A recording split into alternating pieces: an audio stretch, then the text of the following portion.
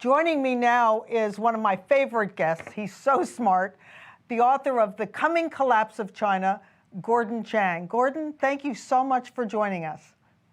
Thank you, Betsy. So let's play a little game of chess. You're so good at that. If the U.S. responds to the Ukrainian invasion with sanctions, as Joe Biden has said he will Russia, in turn, respond with cyber attacks on the U.S. against our banks, for example, or our power grid? Or what else will they do? Let's play it out a bit. And will China get involved? Yes, certainly Russia will cyber attack the U.S. Ann Neuberger, the Deputy National Security Advisor, a few hours ago talked about cyber attacks. Most people expect attacks on our grid. In other words, Americans should not expect to have much electricity if we indeed impose those sanctions.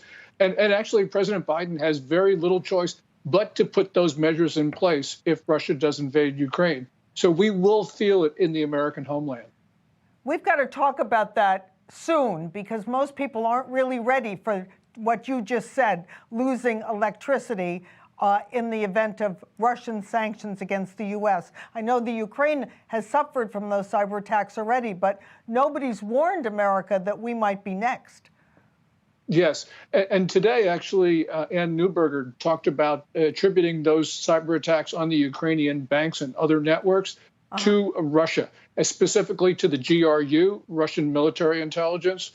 So clearly right now, Russia has started the conflict in a sense, and this now has a momentum of its own. Now, of course, Putin can always pull back, but President Biden was very explicit today about how this is going to happen. And that's been a consistent message of his over the last 2 or 3 days. So Americans should expect that there will be some sort of conflict in Ukraine and in the American homeland fairly soon. That's very troubling. Let me ask you, President Biden calls China a competitor.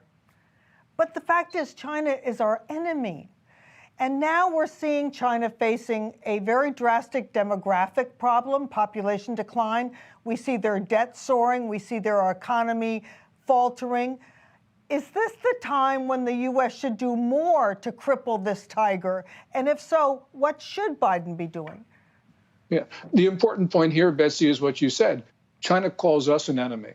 So we have to respond to that. And calling them a mere competitor is wrong, especially because Xi Jinping has been pushing the notion that the entire international system under which we compete with other countries, he is pushing the notion that that should be abolished and replaced with worldwide Chinese rule.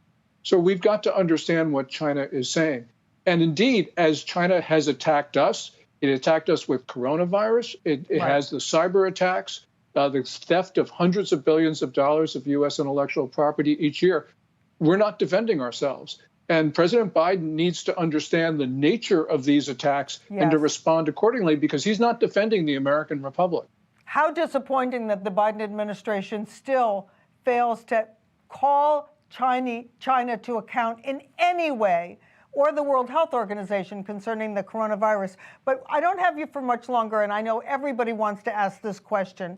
This president of China, Xi Jinping, is in a precarious position. He wants a third term as president, but a lot is riding on how the Olympics turn out. In other words, does China look good?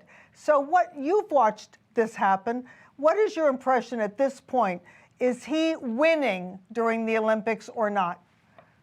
The Olympics may be played inside of China and spun as being a great success, but it's certainly not elsewhere. And remember, the International Olympic Committee took the unprecedented step of actually rebuking China for its political comments on Xinjiang and Taiwan. But also, it's not just the Olympics, Betsy, it's also the debt crisis and a stagnating economy. These are things that are biting China right now. And so I think that Xi Jinping realizes that he's got to do something between now and the end of the year when the Communist Party will hold its 20th National Congress and give him or not give him this third term. And of course, if he doesn't get it, we only have a few seconds, but tell us what's in store for America if he doesn't get a third term. Then probably the Communist Party has severe infighting at the top, much more than we've seen up to now.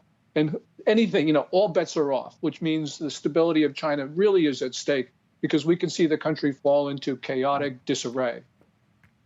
Gordon Chang, thank you for your expertise. It's a thrill to have you on. Please come back soon. Thank you so much, Betsy.